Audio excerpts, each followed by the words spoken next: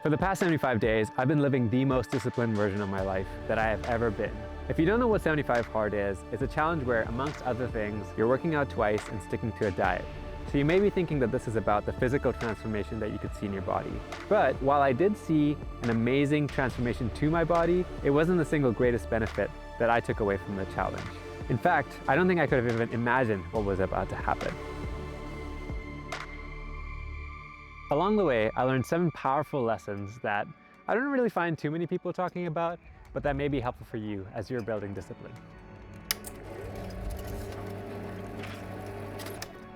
We're always training. You're either training to be unhealthy or you're not. It's hard to imagine sitting around scrolling on your phone as something that you can call training, but if you think about it, it results in something. An atrophied mind, a lethargic mood, a depleted drive to do something creative. When we consume more than we create, we slowly stop growing. You've been training, and these are the results. There are so many industries built around us seeking comfort over discipline. That was where I was when I started this journey.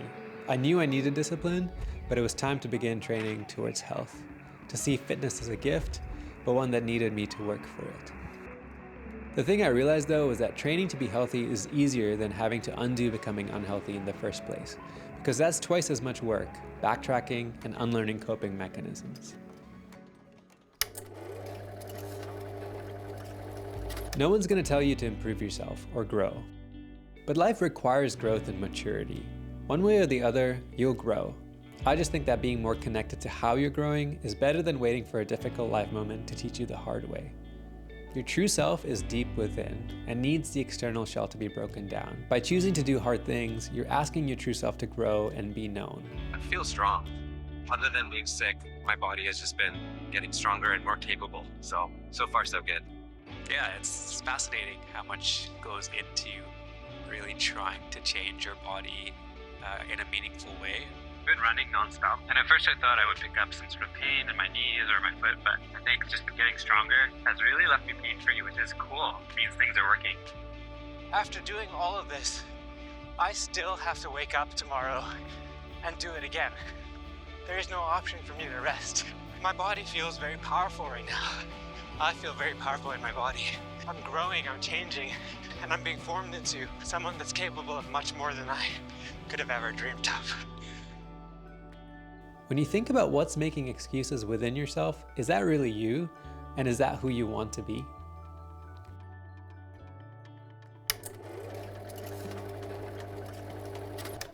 One of the best choices I made at the start was to film my journey every day. So I'm in Tokyo. Getting to the second workout, because it's a non-negotiable for me, it doesn't matter if I'm tired or don't want to do it. Something in me is just gonna do it. Just gonna make a couple stops and then jump on the Shinkansen. I'd love to be running right now, but we're traveling. Our step count is pretty high. It just feels like part of my life. It's not something I'm even responding negatively to anymore, where I'm like, oh, I gotta get to my workout. It's just like, yeah, I gotta get to my workout. This made me accountable to the internet. Even if nobody was watching, by putting myself out there and doing this in public, I gave myself a much better chance of completing. And it really worked, especially in moments that I wanted to give up. Left to myself, I'd have given up a long time ago, because it's easy to start but hard to stay consistent, especially when it gets mundane and just a grind. One of the things that really helped me along the way was all the support that I got by those who were cheering me on from the sidelines. In the moments where it was hard for me to find my own strength, people around me lent me some of theirs.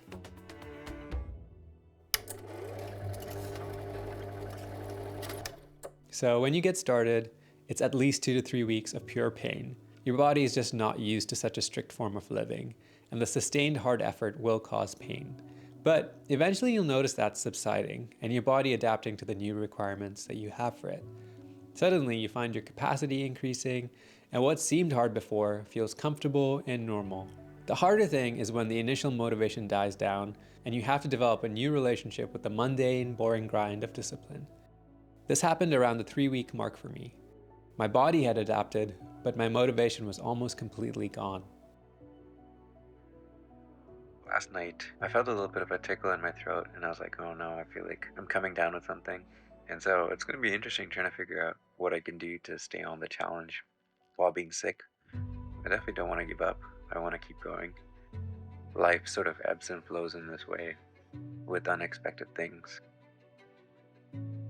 Learning to fight through this and stay consistent is where the mind begins to do its workout. You learn to choose your vision for your future self over your present self's desire for comfort.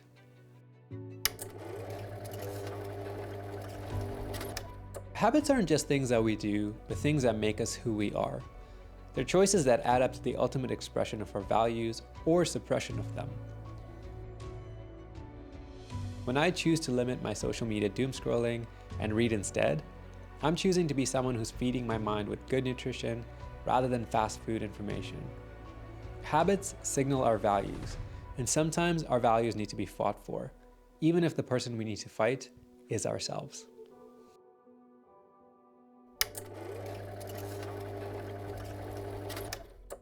The single greatest benefit to me was regaining my confidence. This isn't something I even knew I needed when starting the challenge, but my self-worth was at an all-time low and I hadn't realized this. As I progressed through the different stages of 75 Hard, I kept choosing my future potential, especially when it was hard and rainy and cold, and especially when I was tired and sore or bored. And something magical started to happen. I became more settled in who I am. I felt strong externally and internally. Things that used to bother me and what other people would say and do just didn't bother me anymore. I felt like I had developed a thicker skin, but also far more empathy for where they might be coming from. Before the challenge, I would find certain things would just stick to and unsettle me.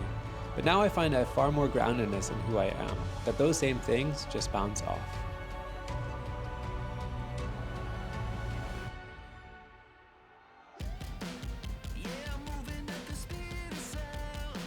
Have you ever wondered why we constantly feel the need to improve ourselves? But where does this come from? What is the case for constant improvement? As part of something I've been calling my push for excellence, I decided that I really wanted to level up my filmmaking and my storytelling. Yeah, we're just gonna keep going. Keep moving. This doesn't mean life stops being hard, but it does mean you begin to respond to things in a far more grounded way rather than react out of insecurity or fear. The greatest gift from choosing this disciplined version of life was realizing that I'm capable of far more than I can imagine. And even if I fail along the way, I can get back up and keep trying. Confidence comes from saying no to all the excuses, to all the complaining, to anything other than a pure commitment to your best self. To do this journey, you need to believe in yourself. And as you believe in yourself over and over, you begin to value yourself more. And as you value yourself, you become more secure. When we're young, we're taught that discipline is a negative thing.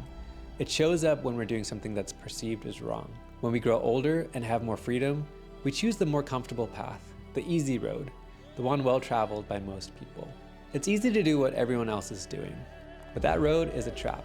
It's designed to keep you stuck, and it robs you of the true expression of who you are. This is where choosing discomfort or abstaining from things that feel pleasurable ends up being a superpower. You begin to distance yourself from the trap and move closer and closer to true freedom. You become confident and more empathetic and someone that others can rely on because you're able to love others as you love yourself. Discipline isn't a magic pill, but it's definitely a powerful one.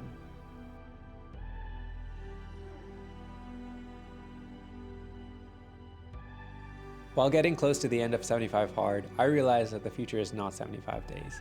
And while completing this challenge feels surreal and magical, I know that I have much more work to do. I get to keep choosing the best version of myself as I move forward. So while this chapter is coming to an end, the next one is just beginning. For that, I am grateful. I'll definitely be taking a couple weeks off though, to allow my body and mind a well-deserved rest. But if you've ever been thinking about kickstarting your own journey of being disciplined, I have one thing to say. Do it. Don't think about it. The world needs to see the real you, and discipline will help you find the real you. And say, I believe in you. I believe you are strong. I believe you can do hard things. And when you're done that, then you will do harder.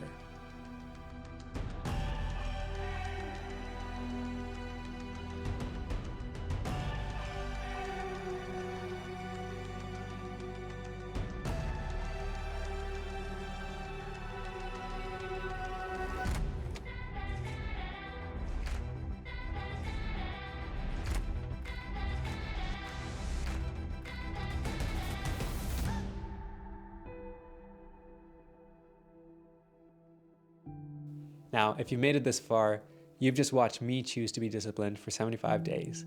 The real question is, what's your day one going to be? If you like this video, please do comment below which lesson resonated with you the most, and subscribe if you haven't already. I'm planning on making much more, as this is sort of my apprenticeship in the art of filmmaking. For those that are new, welcome. My name's Andrew.